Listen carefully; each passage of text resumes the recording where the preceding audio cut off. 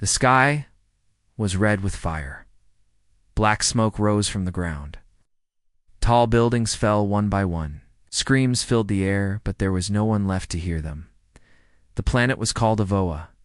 It was once a quiet world. People there lived simple lives.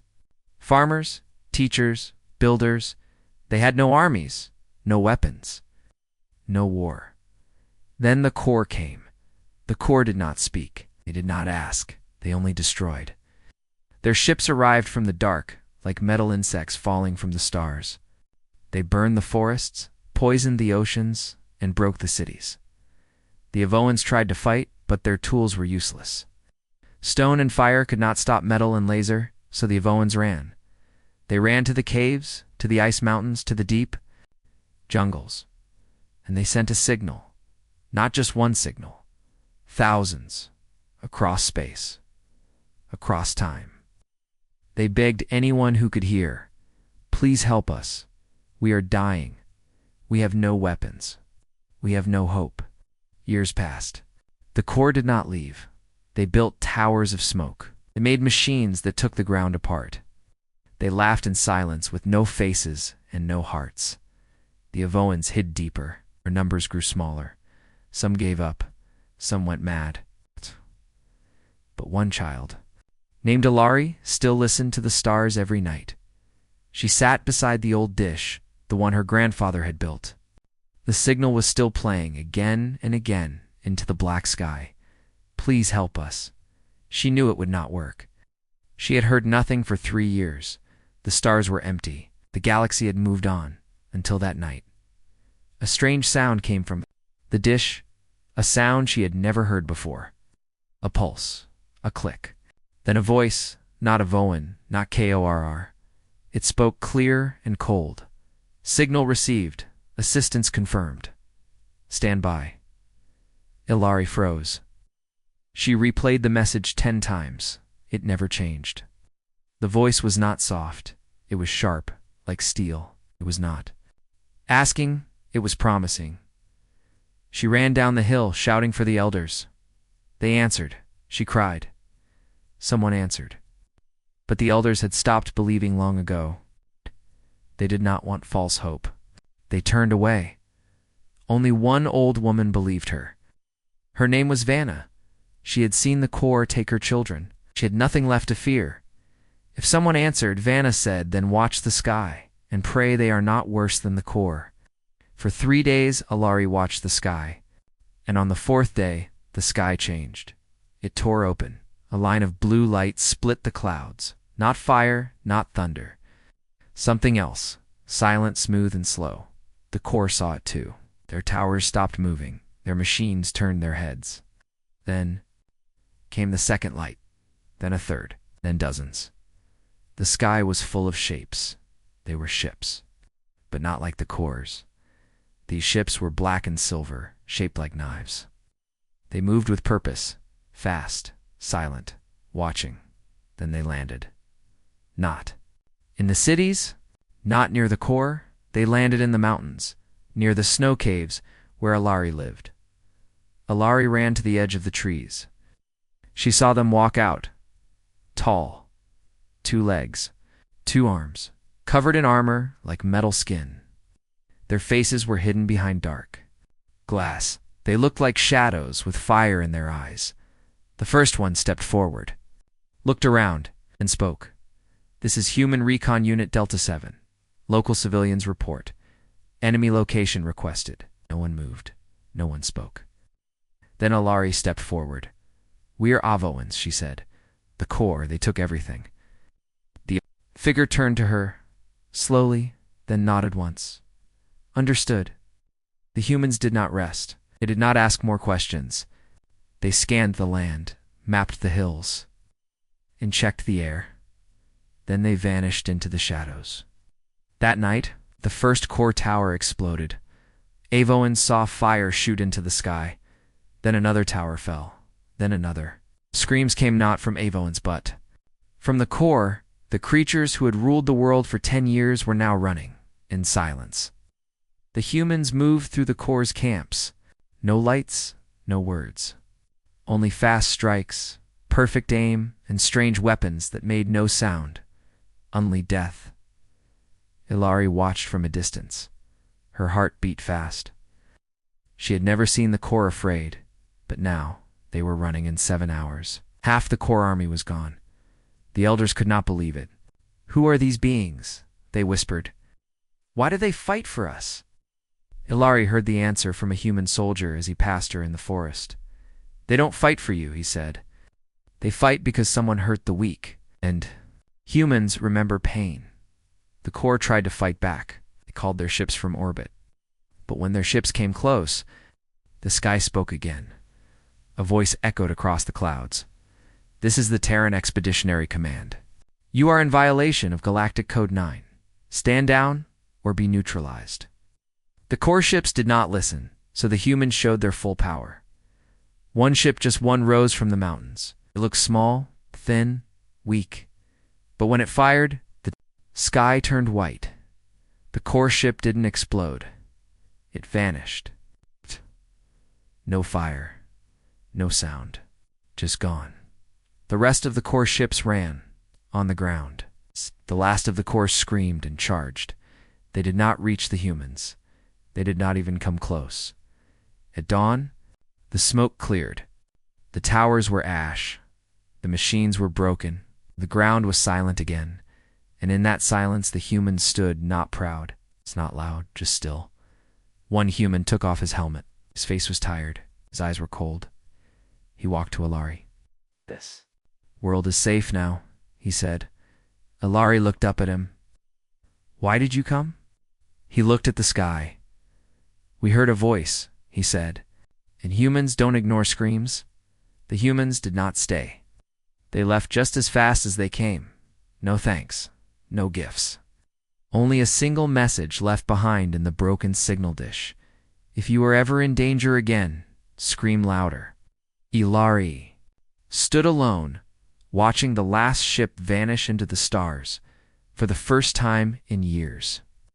The sky was clear, and far above, in the black of space, the humans watched a new world begin again. The people of Avoa had never seen a war like this. The Corps ruled them for 10 years. They were tall, silent, and cruel. Their machines floated. Their weapons cut stone like paper. And yet, in just one night, half of them were gone. The humans did not talk much. They came like a storm and left behind fire and silence. Some Evoans thought they were gods. Others thought they were demons. Ilari only saw something else in Gar. Cold, focused, and sharp like ice. The next day, more human. Ships landed. Bigger ones. Some shaped like hammers. Some like wings. They brought machines walking tanks, flying drones, scanners that lit the ground in blue. But still, the humans said nothing about who they were. The elders gathered. They walked slowly toward the new camp the humans built near the mountains. They brought food as a gift. Cooked roots, warm water, and cloth made by hand. A few human soldiers came out to meet them. Their armor was scratched and burned. Their eyes were hidden behind black glass. The elder named Barrick stepped forward and bowed. "We thank you for saving our people," he said. "We want to know who you are and why you came."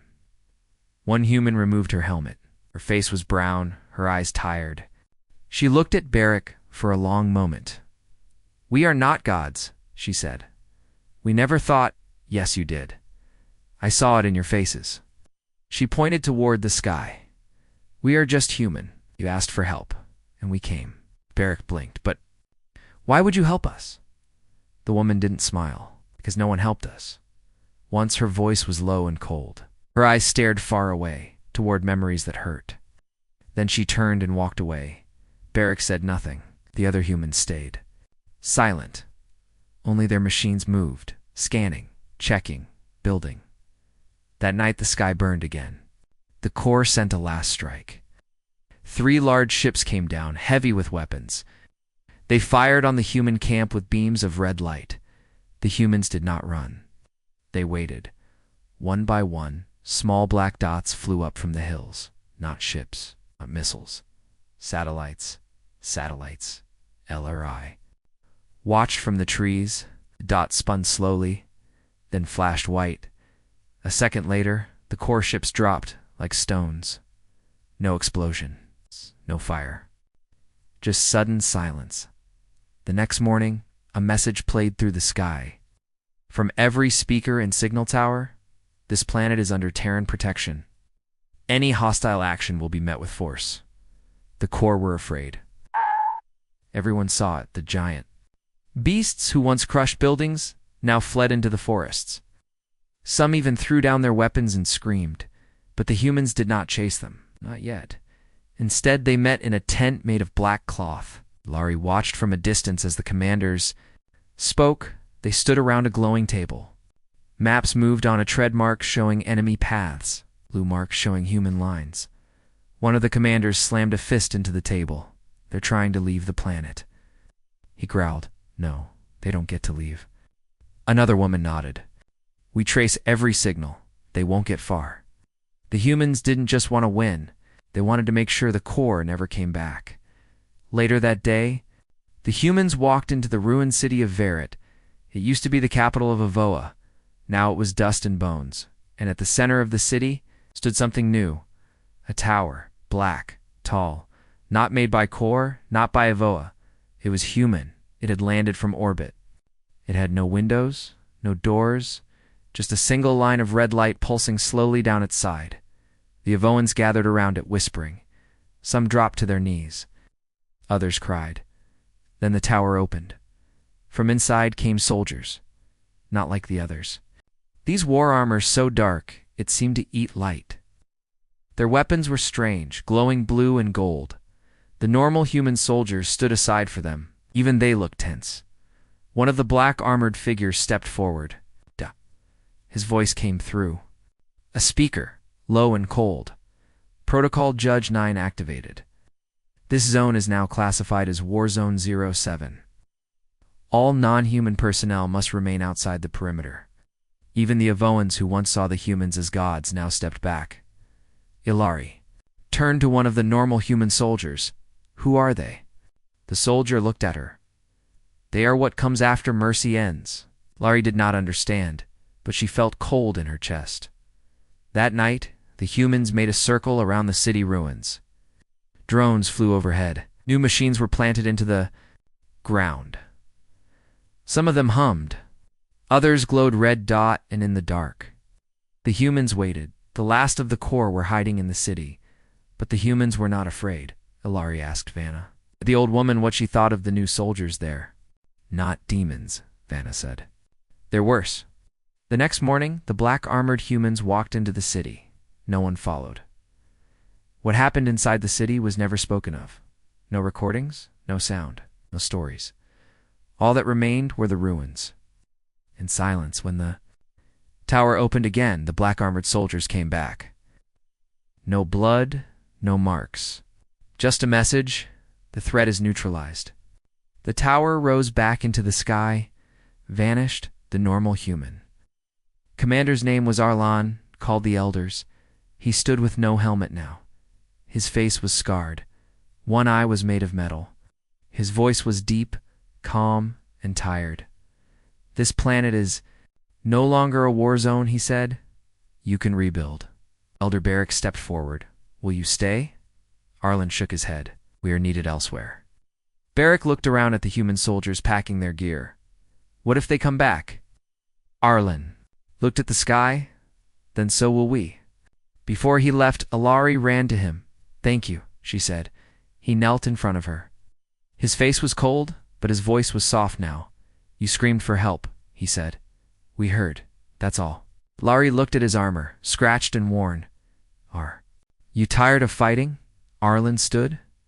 We were tired long ago, but someone has to stand between the monsters and the weak. So we do. She watched as he walked away. The ships lifted one by one into the sky, and as they left, one final message played from the largest ship. This is what it means to be human. We fall, we rise, we fight for those who cannot, and we never forget. Sky went quiet again, but this time it felt full of fire, full of memory. full of something stronger than hope. The Evoans began to rebuild. Slowly, carefully. But now they knew something that core never understood. Humanity did not come to conquer. They came because pain had taught them a lesson. No one deserves to be crushed. In silence, and if you scream loud enough, humans will come from the sky. The sun had not yet risen when the humans moved. It was cold. Fog covered the broken forests. The ground was wet with old blood. Voa had seen many nights of fear, but this one felt different. The human commander Arlen stood over a hologram table. Blue lights moved across it. Red dots blinked. "All targets confirmed?" he asked.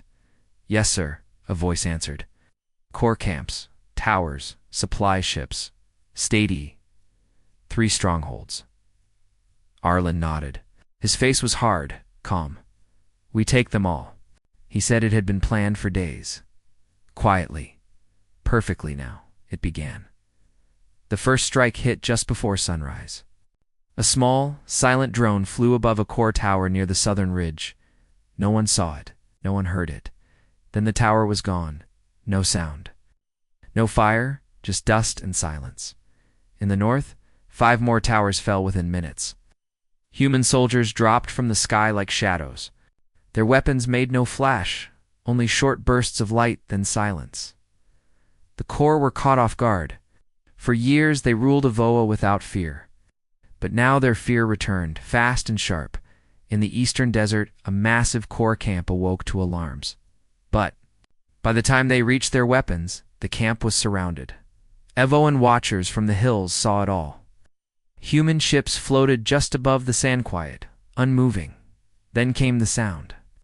Not of guns. Not of bombs music. A strange, slow tune played from the ships. Deep, echoing, cold. Then the camp vanished under blue light. It took 6 minutes. Ilari stood with the elders, watching a distant core factory explode. The shockwave shook the trees. Even the birds did not fly. "What is happening?" Someone whispered. "Vanna," the old woman replied in a soft voice. "This is not war. This is judgment." In the high mountains, 3 core generals stood near a cum station. One was shouting into a transmitter. They came from nowhere. He roared, "We need help." We need a flash of light hit the window. And then, silence. One human soldier, Dren, stood over a map. He spoke into his earpiece. "Eastern coast, secure. 32, camps down." Another voice replied, "7th ridge complete.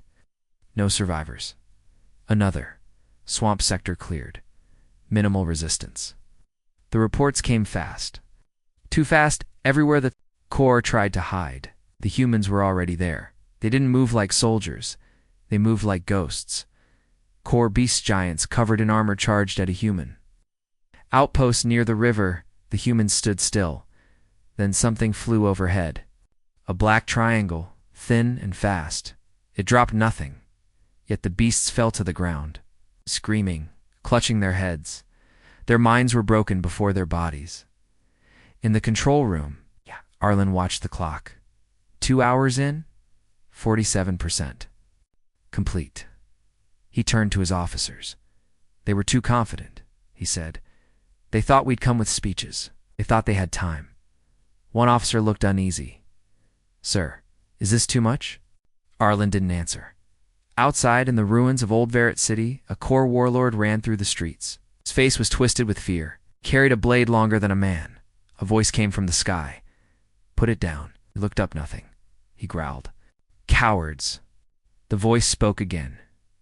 "This is your last chance." He raised his blade, and from the shadows a small human stepped out. No armor, just black cloth and glowing gloves. The warlord laughed. "One." The human raised a hand. The warlord's blade froze in the air, then his body collapsed, like a puppet. With strings cut, back at the human camp, Ilari stood near a radio unit, buzzed with quiet voices codes, locations, orders. Suddenly a message played across all channels.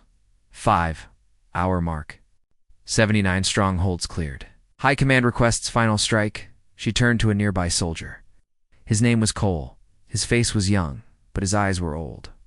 "Why do you move so fast?" she asked. "Why not wait?" Cole looked at her. "For a long time, because we learned the hard way," he said. "Waiting costs lives." He turned away. In the west, the final core fortress stood. A mountain base, deep walls, thick guns, hundreds of fighters. It had never fallen. But now, the humans surrounded it. 1 hour left. The corps commander stood on the wall. His claws were shaking. He had seen reports from everywhere. "This cannot be real," he muttered. "They are few. They are soft. They are." A voice came from behind him. "Wrong." He spun. A human stood in the shadows. No armor. No weapon, just calm eyes. How the corps hissed. The human smiled slightly. "We are not soft," he said. "We're just quiet before the storm." And then the sky broke open. Dozens of ships, small and large, came from above. God in chaos. In formation, like they had rehearsed this many times, the corps fired every weapon they had. Lasers, cannons, missiles. But it didn't matter. The humans had already mapped every angle, every defense. The final strike lasted 17 minutes. The fortress collapsed inward, and with it, the last of the corps command. The 7-hour war was over, not with cheers. Not with banners, just silence. The Avoans came out of hiding slowly. They walked across ash, broken stone, and strange metal. Everywhere they went, they saw no core, only small markers, simple metal plates placed by human hands. No names, no flags, just numbers and a message: "Rest now, you are free." At the human base, Commander Arlen received a signal. "High Command?" He pressed a button. A voice spoke. "Report." Arlen answered plainly. "Operation complete. Enemy removed. Civilian casualties? Minimal time. 6 hours. 58 minutes. Understood. Protocol 1 complete. Prepare for departure." Arlen turned off the line. He looked at the sky. Beside him, another officer sighed. "That's it then?" Arlen nodded. For this world, Ilari stood nearby. She had heard most of it. She walked to Arlen. "It's over," she asked. He nodded. "They won't come back." Shh. Around, but it was so fast. So much death. Arlen didn't look at her. His voice was quiet. "That's why we're fast," he said. "So others don't have to die slowly." She didn't know what to say. He placed a small stone in her hand. It had a marked 2 stars crossing each other. "If you ever need us again." He said, "Show this." Ilari watched as the humans packed up. No celebrations. No songs, just work. They moved like they had done this many times before. As the ships lifted off, the people of Avoa stood and watched. No one clapped. No one spoke. But in their eyes, something new. Not fear, not worship. Something stronger. Respect and deep, quiet wonder. The corps had ruled for a decade. The humans ended it in 7 hours. Not with gods, not with mercy, but with purpose and fire and the memory of pain. The humans had left. Their ships rose through the sky without a sound, like ghosts returning to the stars. They left no statues, no flags, and no songs, only silence and something else. On the edge of the ruined city of Verret, there was now a black cube. It was not large. No windows, no doors. It's just smooth, silent metal sitting on the broken ground. Its surface reflected no light. It did not beep. It did not move. The Avoans were told not to touch it, and so they didn't. But they stared. For days, Ilari stood near it every morning. She didn't know why. She only knew it mattered. Somehow it felt like it was watching not with eyes, but with memory. One night, a strange wind moved across the ruins. Cold, heavy, and the cube made a sound. A low hum. Deep and slow, Ilari stepped closer. From the dark surface, a word appeared. Just one. Protocol. She didn't understand it. She ran to Vana, the oldest Avoan left alive. Vana stared at the word. For a long time, She touched the surface gently, like it might burn. Protocol, she whispered. They said that word before. When? Ilari asked. Before they attacked the core camps. One soldier said. If this continues, we activate the old Earth protocol. Ilari frowned. What does it mean? Vanna shook her head slowly. Something terrible, something old, something even they fear. That night across the hills a storm came, and from the storm came signals. The humans were gone. But not everyone had left. A single core ship had survived. Crippled, damaged, but alive, it had crashed in the icelands of the north. Hidden, silent. Now it was calling for help. And someone answered. Ilari listened to the signals from the broken dish. The same place where she first heard the human's voice. The signal was different now. Cold, mechanical, not human. It's not core. Something else. Then the cube pulsed. A single red ring appeared across its surface, and a message played. Aloud. Straight into her mind? Unauthorized transmission detected? Tracing hostile signal, Ilari gasped. I can hear them. Vanna nodded slowly. No, it knows them. Far above the sky, in the deep black of space, a human satellite turned, then another, then 20 more. They were listening. The core were not calling for help. They were calling for revenge. In the icy north, the last core general limped through snow. Half his body was metal. His eyes were red with pain. His pride was shattered. He spoke into a strange device. I call to those who fear the humans, he growled. They are not gods. They bleed. Come, I give you their target. I give you their history. The device glowed. A slow upload began. Memories of the battle. Maps of human camps. Scans of the cube. Data stolen before the core fortress fell, and one file labeled Old Earth Protocol Restricted. It was encrypted. But the core didn't care. They sent it anyway. Across the stars, in the cold corners of the galaxy, that signal echoed. Some listened, some laughed, but a few stopped and stared in silence, because they had heard of it before. A whisper, a warning. A story told only in shadow. The Old Earth Protocol. Not a weapon, not a bomb. A last resort. A code written not to win a war but to end.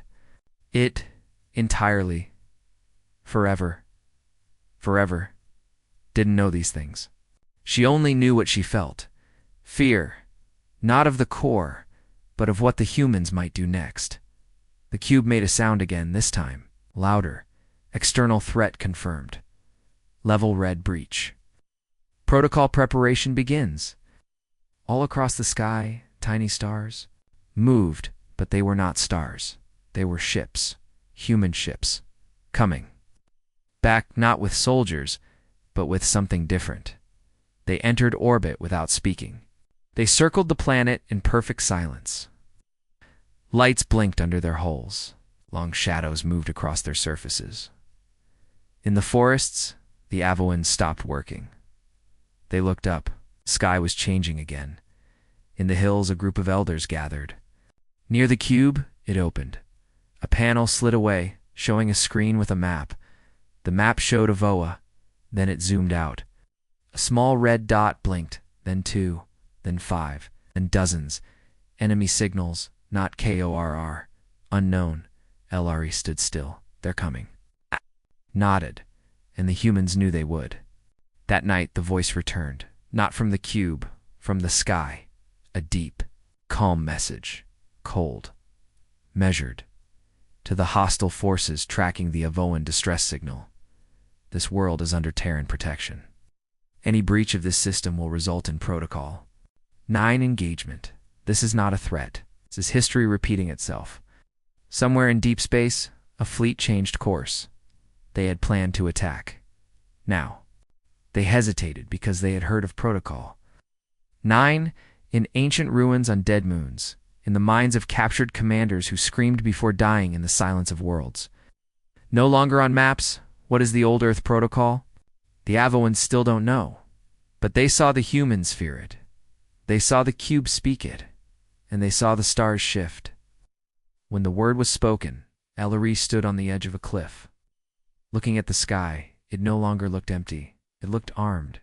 Turned to Cole, the young human soldier who had returned with the first dropship. He looked at her quietly. She asked him, "What is the old Earth protocol?" He didn't answer right away. Then he said only this: "It's what we use when we forget. Mercy." The sky had no clouds. It was dry, cold, and gray. But today, something strange happened. The sky turned red, not like sunset red. It looked like blood thick, slow, and angry. The people of Culture 7 had never seen this before. Children pointed. Adults stood still. The wind stopped. The birds vanished. A silent fear spread across the colony. High above, something moved through the red clouds, but it didn't make a sound. No engines, no thunder, just a huge, slow shadow passing across the sky like a god with no face. Ilari, a young girl with sharp eyes, grabbed her brother's hand. "It's not a storm," she whispered. "It's watching us." She was right. The Council of Culture 7 rushed to the main dome. Panic had started to spread. Crops failed without reason. Lights flickered even though there were no faults. Every scanner, every satellite, every sensor dead. They tried to contact nearby systems. Nothing got through. It was like something had put a wall between the planet and the rest of the galaxy. General Mylan stood in front of the emergency board. He had seen war. He had seen death. But this felt different. "We're being isolated," he said. Like an animal in a cage. Outside, people tried to record the sky, but their cameras turned black. Others tried to leave the atmosphere, but their ships wouldn't start. A red mist now covered the planet. Breathing felt harder. The ground felt warmer. And then came the first scream. It echoed from the eastern zone. A deep, endless cry. Not human, not mechanical. It sounded like the planet itself was screaming. Miners fled from the mountains. Something was growing inside the rocks. Something alive. Metal veins that pulsed with red light. The ground cracked, open, and the veins spread like fire through the soil. People tried to run, but the red mist was thick now. It stuck to skin, 2 eyes, 2 lungs, but still there were no flames. Nothing burned, yet everything was dying. Ilari's mother collapsed while holding her. Her body was cold, but there were no wounds, just silence. Like the life had been pulled out from inside her. The council begged for answers. Scientists tried to explain it. It's a form of energy, ... but not natural. Not from this galaxy.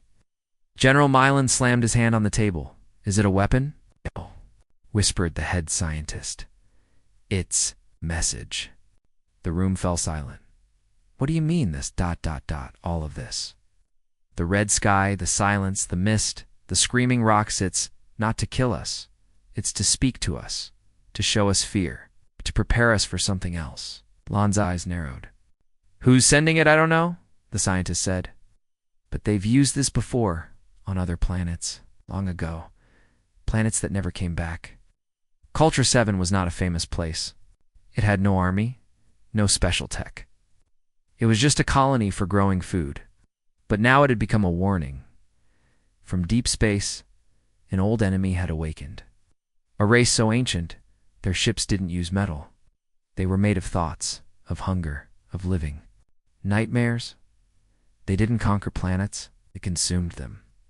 Some called them the Null. Others called them Voidwalkers, but most never lived long enough to name them. On Culture 7 they had arrived, but not in full, just a whisper, a test one. By one, people began to vanish, not taken. Not killed, just ... gone. Like their souls had been peeled from reality. A pilot named Ren locked himself in his ship. He tried to send a message through the red mist. He used old Earth code, simple, strong, and for a moment, the static cleared. He shouted 3 words, "We need help." Then his signal died. But those 3 words traveled farther than anyone expected. They reached something sleeping behind Saturn.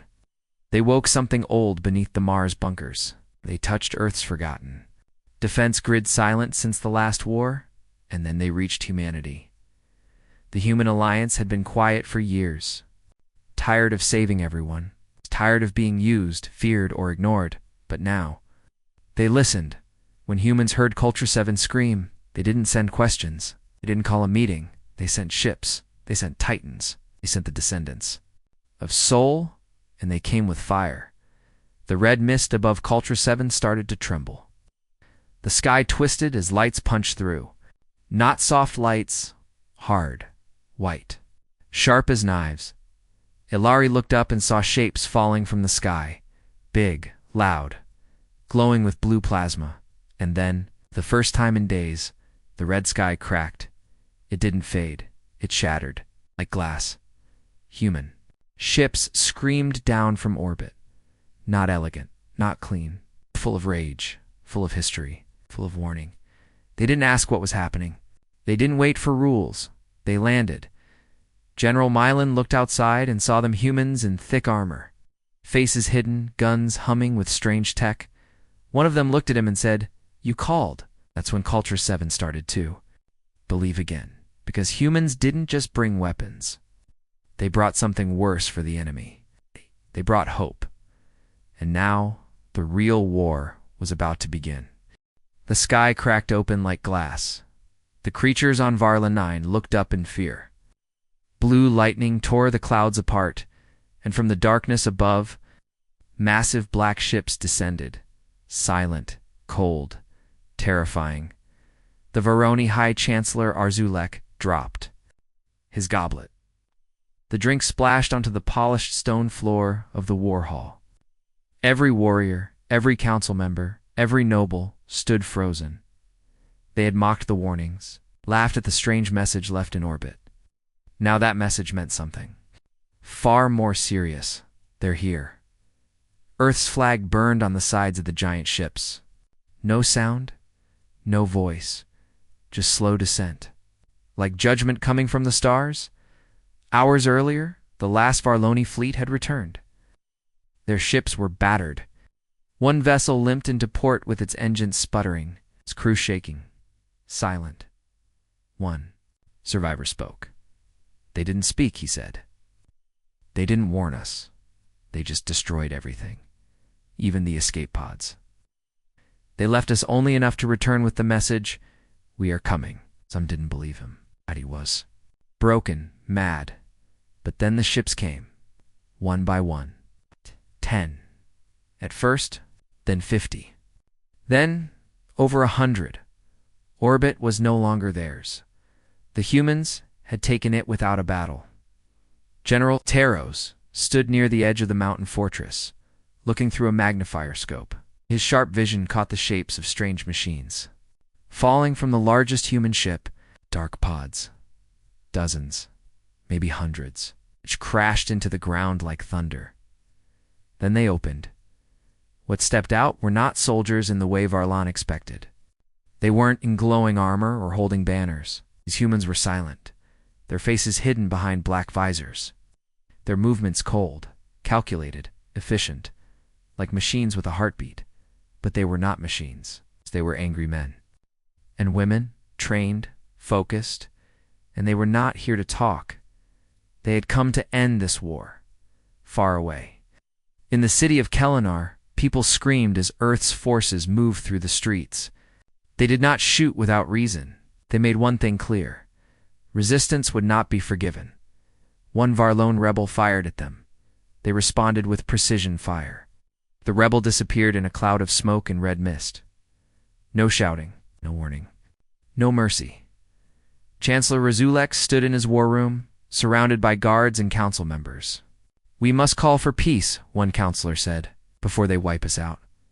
"They wouldn't dare," another said. "We are still a power in this galaxy." "No," said Razulek. "We were." A new light flashed through the clouds, something larger than the ships. It came like a comet burning, roaring. Then it stopped in the sky and hovered above the capital. It was Earth's supercarrier. It's the largest human warship ever seen. It was so big it blocked the sun, and it spoke. A loud voice echoed from it. Not cruel, not angry, but calm, firm. "This is Admiral Alara Voss of the United Earth Defense Fleet. You attacked a human colony? You killed our children? You tried to erase our people from the stars? The voice paused. Not because it needed to, but because it wanted the silence to cut deeper. You will surrender, or you will not be remembered. People dropped to their knees. Oh, some prayed. Others cried. Even the strongest warriors of Varlanine felt fear like they never had in the underground resistance tunnels. A young Varloni fighter named Kelron stared at a screen showing the human soldiers outside. He had grown up hearing that humans were weak, that they were fragile, that they had no claws, no fangs. But what he saw now made him shake. They didn't need claws. They had something far worse. They had unity.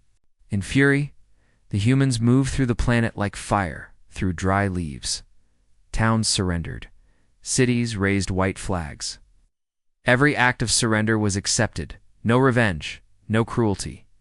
But any who lifted a weapon were met with Earth's wrath. Even the sky looked different now. Black ships above blocked the stars. The humans didn't just come with ships. They brought power. Energy grids, drones, satellites. In a single day, the humans took control of every broadcast, every orbiting satellite, every major power station.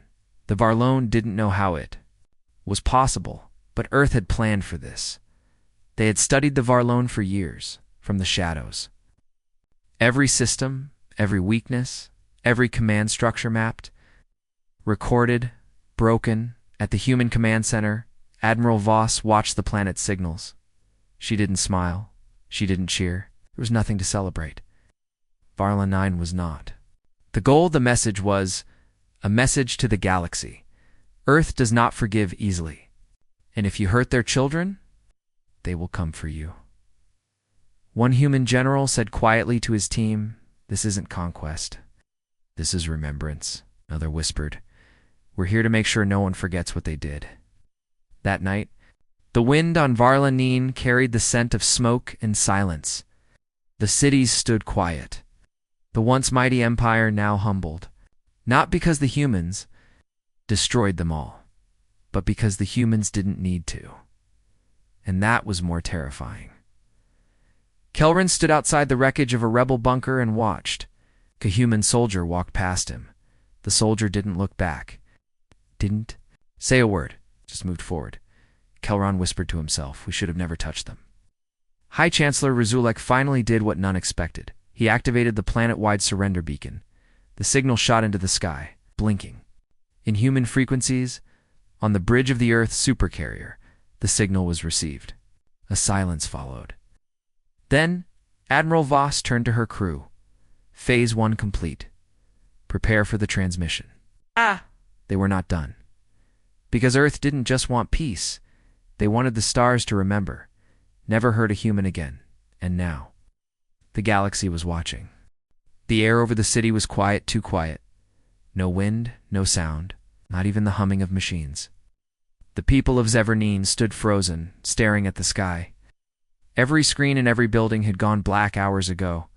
The communication towers stopped working. The defense grid was offline. For a planet that prided itself on perfect order and control, the silence felt like a warning. Then, a single red flare shot across the sky. High Commander Vetra stepped out of the command bunker, her face cold and sharp. She looked up and whispered, "It begins."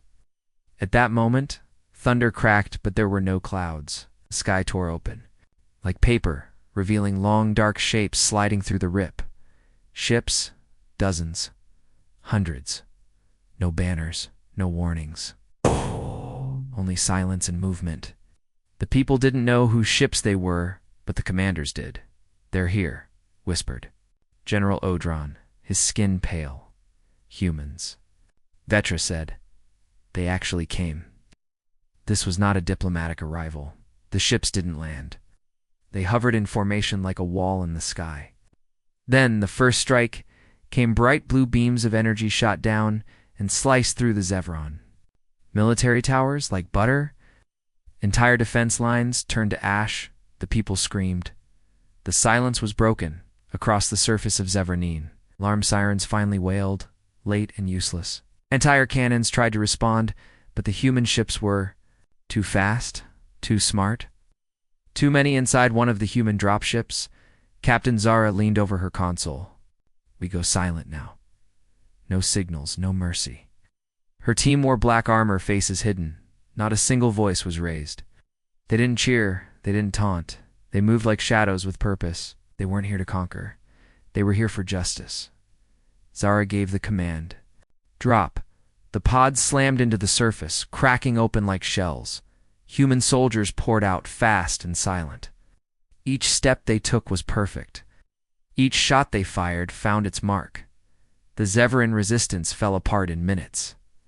Commander Vetra tried to escape in her aircar, but her engine burst before she could lift. A human drone had already locked on. She screamed, crawling from the flames, and looked up just in time to see 3 human soldiers standing over her. One of them held a datapad. We are here to return what was taken, he said. Vetra spat blood. What are you talking about? Soldier didn't answer. Instead, he played a message.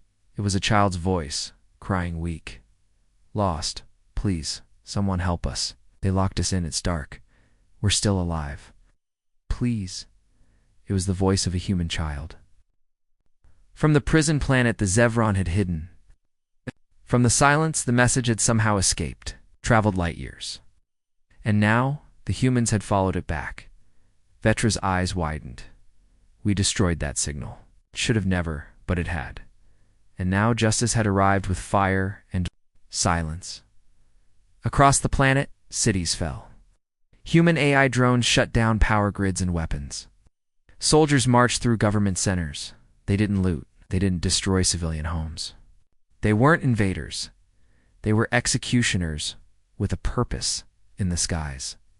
The Zevran fleet finally arrived from the outer moons, 300 ships, fully armed, ready to fight. They formed a wall around the planet and opened fire. The human response was instant. 3 titanic ships, uncloaked giants of steel and wrath. Each one powered by dark matter cores. Each one carrying weapons the galaxy had never seen. The lead ship, the Revenant, fired once. 1 shot and 20 enemy ships blinked out of existence. The galaxy had underestimated humans. Again, aboard the Revenant, Admiral Knox leaned forward. They silenced our people. Now we silence them. The battle lasted 5 hours. By the end, the skies were quiet again. But this time, they were full of human ships. On the ground, Zara's team stood in front of a steel door buried beneath the old Zevran research base. Behind it were the last survivors, children, scientists, prisoners who had been forgotten. Zara placed her hand on the scanner. The door opened slowly. Eyes blinked in the darkness, and one small voice said, "You came." Zara knelt down. Never stopped looking. Far above, a single human beacon flashed across the stars. A warning and a promise. Justice has come in the galaxy. Finally began to listen. The stars were quiet now. No warnings, no screams, just silence. The skies above the broken world of Omer were calm, almost peaceful. Ash floated slowly down like gray snow, covering dead cities and shattered towers. The last few survivors had stopped counting the days. Time no longer mattered. Hope was just a word now, empty, lost. And then something strange happened. It began as a sound. A deep hum, far away, but growing. The ground started to shake. Survivors looked up, confused and afraid. There were no enemy ships left. The invaders had taken what they wanted. They had left only death behind. Who would come now? Then the sky opened. Not like before, not like when the enemy came with fire and death. This was different. The clouds split in a clean line, and behind them was light. White light. Powerful. Steady. Beautiful. And from that light, something descended. At first it looked like a falling star. Then it grew larger. Wings of energy unfolded from its sides. It moved with purpose, calm, slow, and terrifying. Not a weapon of destruction. Not a savior in shining gold. Something else. A human ship. But not like any ship the galaxy had seen before. Its body was black steel, shaped like an arrowhead. Its engines burned blue and silent. On its sides, the ancient words were clear. Vengeance Class. Earth Command. The survivors didn't cheer. They didn't scream. They only stared. They had forgotten what hope looked like. Now, it stood before them. The ship did not land. It hovered above the ruins, scanning the ground below. Then came a voice deep, loud, echoing across every speaker. Every channel, every mind. This is Commander Lyra Antonova. Earth Defense. All survivors, stand by. Extraction begins now. It was like a ghost speaking from an old legend. Earth was a myth. Humanity had vanished. The galaxy believed him gone, burned, destroyed, or fled. But now, when all hope was lost, they returned small. Ships burst from the mother vessel, flying down like angels of war. They carried weapons, medics, shields, and soldiers. Black armor, red visors, fast and focused. One soldier landed in the center of the ruins. His boots cracked the ash. His eyes scanned the crowd. Then he said one word: humanity. A small child stepped forward. She looked up at the soldier, eyes wide. Are you real? The soldier knelt down, his helmet opened. His face was scarred, tired, but kind. We came because someone called. He said softly, you screamed for help. And Earth listens. But why now? The child asked. The soldier looked up at the sky. Because now we're ready. Behind him, the giant ship began to unfold. Its sides opened, revealing massive towers and strange humming structures. They were not just here to rescue, they were here to build. This planet is not lost. The commander's voice echoed again. This world was taken. Now we take it back. All across the galaxy, this message was repeated. Every old satellite, every broken relay, every damaged comm system, they all carried one final signal. Humanity had returned, and they were not the same as before. These were not the humans the galaxy remembered. These were survivors, warriors, builders, monsters, if needed. But they had one rule: no one is left behind.